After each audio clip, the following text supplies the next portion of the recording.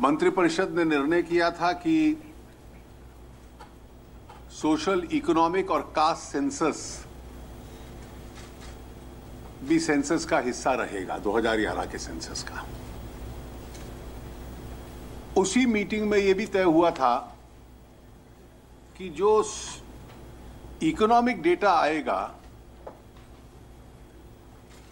उस socio economic data का जो नोडल मिनिस्ट्रीज होंगी वो रूरल डेवलपमेंट मिनिस्ट्री होगी और अर्बन डेवलपमेंट मिनिस्ट्री होगी,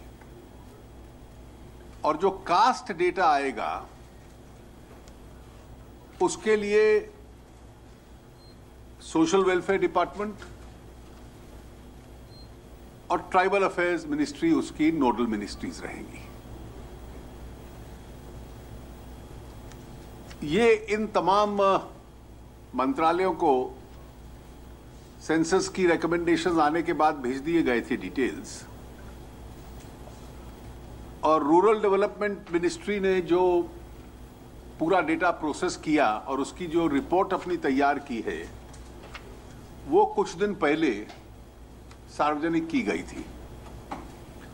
अर्बन डेवलपमेंट मंत्रालय में अभी उसका काम चल रहा है। जो कास्ट डेटा था, कास्ट का और ट्राइब का, वो 2011-19 मई के डिसीजन के मुताबिक जो उसकी डिटेल्स आती हैं उसमें हर प्रकार के व्यक्ति, कोई कास्ट, कोई सब कास्ट, कोई नाम, कोई सिनोनिम, कोई सरनेम, कोई गोत्र, कोई क्लैन, और ये लगभग 46 लाख कास्ट, सब कास्ट नेम्स हैं, गोत्र वगैरह जिसकी डिटेल्स हैं, कैटेगरीज। ये कोई 9-10 महीने पहले राज्य सरकारों को भेज दी गई थी कि उनको आप क्लब कीजिए। जैसे कास्ट के आधार पर कोई, मैं उदाहरण पे कह रहा हूं कि कोई जाट समाज से है तो उसमें अलग अलग तरह की खाप के नाम भी होते हैं। कई बार कोई मलिक लिखेगा, कोई सोलंकी लिखेगा, कोई दूसरा लिखेगा, तो उनको क्लब करना ताकि हर राज्य अपनी डिटेल देता है। इस वक्त जो राज्यों के पास डिटेल है वो अपनी रिपोर्ट्स अब भेजेंगे। ये जो डेटा आएगा ये 19 मई 2011 का ही निर्णय था यूपीए सरकार का कि केंद्र में एक सब कमेटी बनेगी जो इसको फाइनली कंपाइल करेगी और उसके बाद उसको सार्वजनिक किया जाएगा। तो अभी स्टेट्स इनकी ग्रुपिंग्स कर रहे हैं, और आज ये तय हुआ कि नीति आयोग के वाइस चेयरमैन डॉक्टर अरविंद पानीग्रिया की अध्यक्षता में एक कमेटी रहेगी जो इस कास्ट डेटा को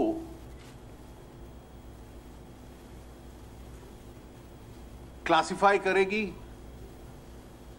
और फिर जो उस उपयुक्त समय पर यह कार्रवाई जब पूरी हो जाएगी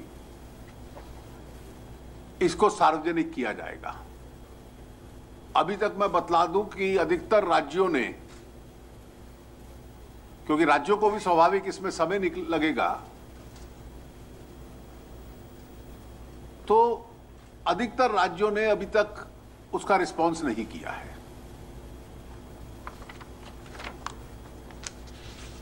अन्य प्रमुख निर्णयों में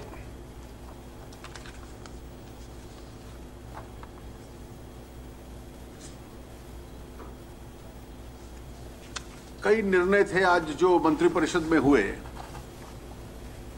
मैं 3-4 प्रमुख निर्णय आपको बतला देता हूं, बाकी नोट आपको मिल जाएगा। 400 रेलवे स्टेशंस को रीडेवलप किया जाएगा।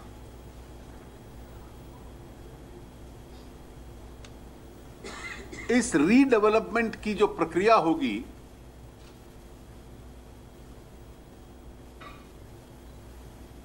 वो स्विस चैलेंज मेथड होगा। स्विस चैलेंज मेथड कॉन्ट्रैक्ट देने का एक नई प्रक्रिया है कि जो 400 A1 और A कैटेगरी के रेलवे स्टेशंस क्लासिफाई किए जाएंगे, कोई भी क्रेडेंशियल्स रखने वाला व्यक्ति उसको अपना डेवलपमेंट करने का प्रपोजल सरकार को दे सकता है। उस प्रपोजल को नेट के ऊपर डाल दिया जाएगा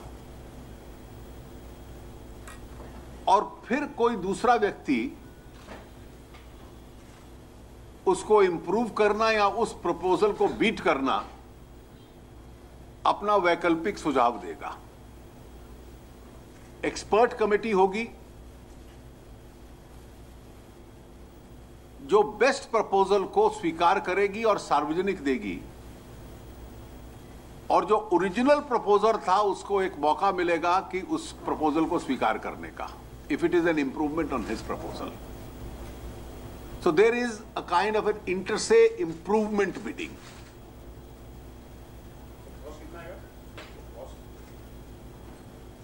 कॉस्ट तो डेवलपर का आएगा, सरकार को तो उसके और समाज को उसके लाभ मिलेंगे। वो रेवेन्यू शेयरिंग होगा, वो कैश देगा, वो स्पेस देगा। As a part of his proposal, he has to make that proposal first. Supposing he says, I will give you 70% of the space, somebody else says, I give you 75% of the space. This is my proposal for development. So this is the Swiss challenge methodology. So these 400 railway stations in virtually 400 centers of the country will become centers of developmental activity. Rail मंत्रालय और railway board अब इस प्रक्रिया को आगे लेकर जाएगा।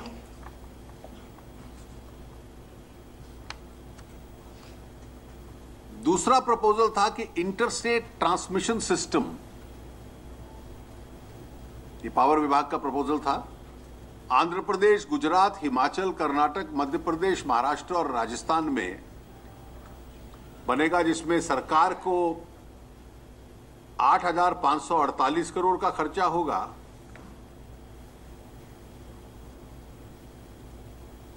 और एक कंट्रीब्यूशन होगा 3,419 करोड़ का क्लीन एनर्जी फंड से इस ट्रांसमिशन सिस्टम के लिए।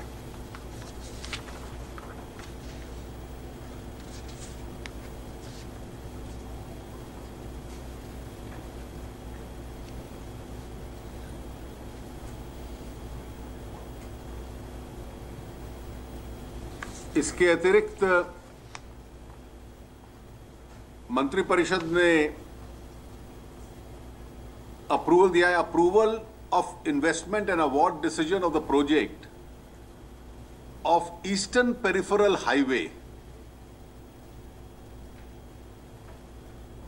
135 kilometers, which will cover states of Haryana and Uttar Pradesh in 6 packages of 6 laning.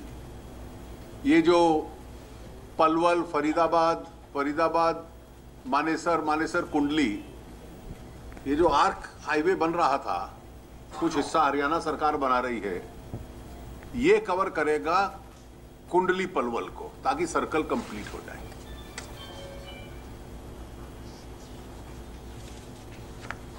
Recapitalisation of regional rural banks,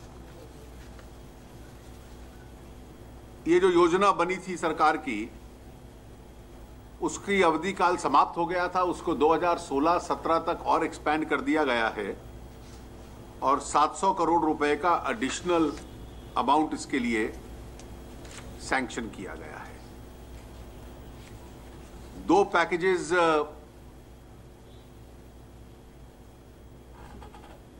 approve हुए हैं साइक्लोन इफेक्टेड एरियाज के लिए, कि जहां national cyclone risk mitigation project बनेंगे। ये उस प्रकार के सेंटर्स हैं जहां साइक्लोन का खतरा होता है तो लोग उसके ऊपर चले जाते हैं और फिर उसका एजुकेशन, स्किल डेवलपमेंट, उसमें ऑल्टरनेटिव प्रयोग भी होता है।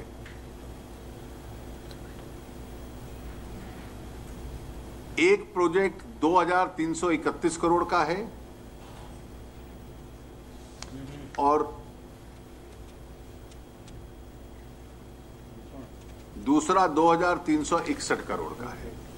अलग अलग राज्यों में ये लागू होंगे। एक प्रस्ताव आज फेज 2 ई कोर्ट्स देश में बने।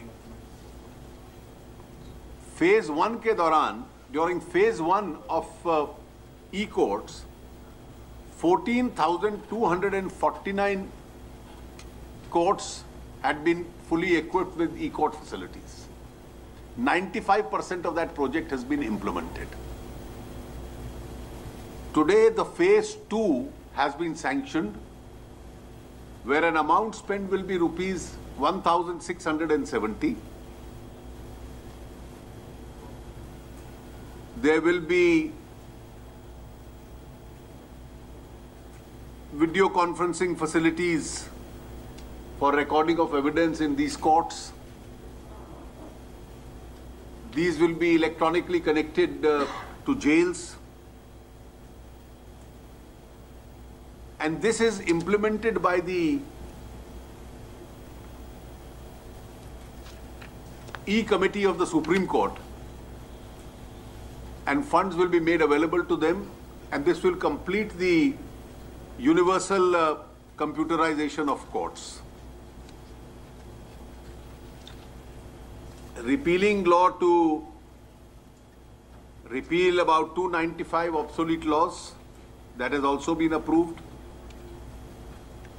एक फ्लड अफेक्टेड कारणों से जम्मू कश्मीर के लिए additional food grain relief at APL prices was sanctioned. One of the most important decisions in relation to the investment is the introduction of composite caps for simplification of foreign direct investments. ये जो FDI, FPI, NRI investment, ये अलग अलग classifications हैं, ये अब club हो जाएंगे और इनको अब कंपोजिट कैप के रूप में माना जाएगा। These are some of the important decisions.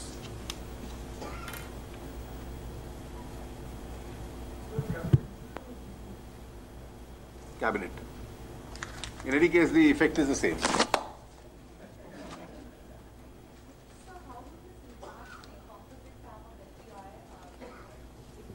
Well known that this is going to simplify the FDI regime. There is no change in the sectoral caps, of course, but how will the sub-sectoral caps work? For instance, in the private sector banking space, when the FI investment goes beyond 49%, you need the FIPB approval, despite the fact that the 74% cap is already a common These are functional details. DIPP will brief you on that.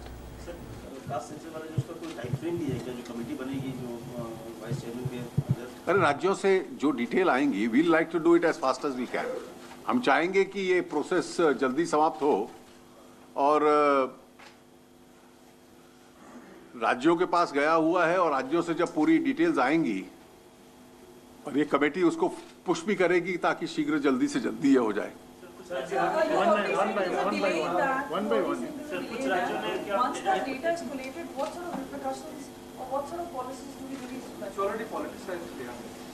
No, it is politicized, so it will be good if the states which are politicizing it send their caste consolidation recommendation at the earliest.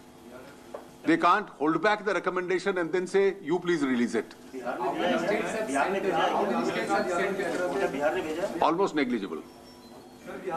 Very little. Cabinet से सरकार से Sun TV को लेकर कुछ फैसला हुआ? नहीं, ये विषय आज कैबिनेट में नहीं।